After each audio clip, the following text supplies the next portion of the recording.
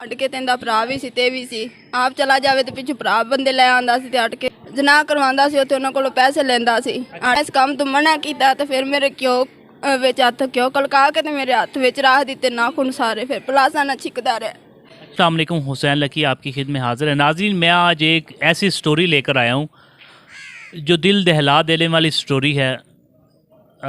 ये जो ख़ातून और दो बच्ची आप देख रहे हैं मेरे अकब में बैठी हुई हैं, ये बेबस ख़ातून मुझे हुजरा शाह मुकीम में मिली है और ये इंसाफ की तलाश में है। इनको क्या हुआ, एक बड़ी इंसानियत सोज वाक़या पेश आया, इनको बेचा गया, इन पर तशद्दुद किया गया, इनके ऊपर जुल्म किया गया, इनको फहाशी के अड्डे पर भिजवाया गया। इन्हीं से हम जानते हैं कि कहानी क्या है, वजह क्या है, ये कहाँ की रहायशी है और क्या क्या इनके साथ मामलात हुए, कैसे हुए। अस्सलाम वालेकुम। वालेकुम। बेटा, क्या नाम है आपका? सुमेरा।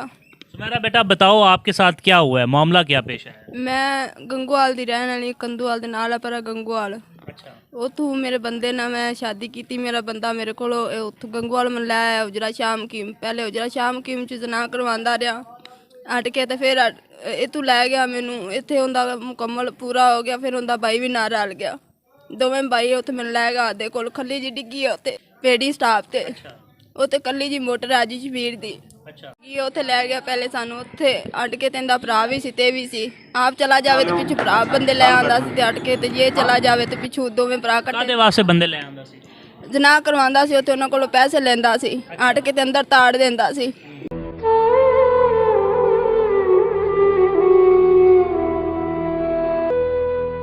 जे मैं इस काम तो मना कीता ते फिर मेरे क्यों विच हत्थ क्यों कलका के ते मेरे हत्थ विच रख दिते नाखून सारे फिर पलासा ना छिकदा रहा। मैं नहीं करना। उस बाद मेरे को जिसम फरोशी करा दे अट के ते मैनू बेच दिता मेरी बच्चियां नू भी।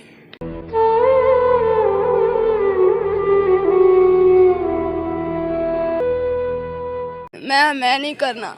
उन्हें मेरे रात नू उन्हें साडे नाल जबरदस्ती की। सारे जिसम ते ना चक वड्या सारे लगे ने। ये मेरा बंदा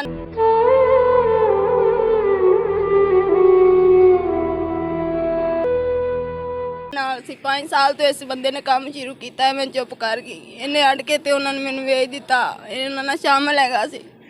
एक ये सी एक इहदा भाई सी। की नाम से उनके भाई दा? जमील हैदर अनवर। ते तेरे मियां दा नाम? मोहम्मदीन।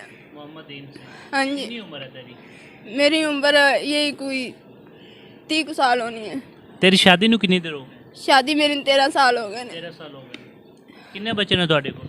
मेरे को 3 बच्चे से। एक बेटा मेरा फौत हो गया। 6 माँ हो गए। 2 मेरे को बेटियां ने। लिहाजा इन्हों का कुछ साडा कोई है नहीं तो मैंने इंसाफ दिता जाए सर। ਤੁਹਾਡੇ वालदैन वालदा वालिद भाई कोई? वालदा मेरी बीमार रहती है। वो सदमा बर्दाश्त नहीं कर सकती। अबू मेरा फौत हो गया। कितने रहंदी ਤੁਹਾਡੀ वालदा? वो गंगूआर रहती। अच्छा। लिहाजा मैंने सर जी इंसाफ दिता। मैं बड़े सर हाथ जोड़ के बिनती करनी है कि मैनू इंसाफ दिता जाए। मेरिया बच्चियां ने मैं इन्होंने दर दर रुलती फिरनी। मैनू सर जी जेड़ा मिले मैनू मैं इन्हों शुक्रगुजार हाँ। लेकिन लिहाजा मैनू इंसाफ दिता जाए।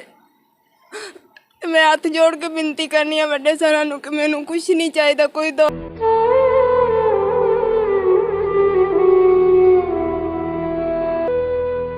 दौलत नहीं कोई कुछ नहीं। मैनू सिर्फ इंसाफ चाहिए। डीपीओ बड़ा साहब नू मैं हाथ जोड़ के डीपीओ काड़न हाथ जोड़ के करनी है कि मेरी मदद करो। मेरे को टाइम कुछ नहीं।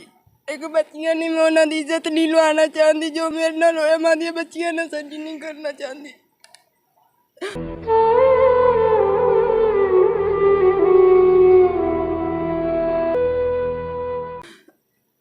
लिहाजा सर जी मैनू इंसाफ दिता जाए। 3 लाख का इन्हें मैनू बेच दिता।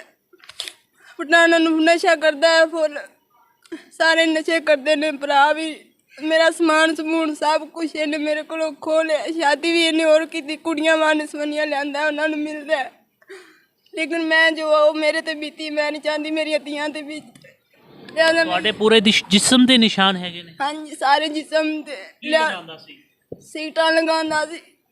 लिहाजा ऐसी तान कि मैं दोनों वहा नहीं सकती है।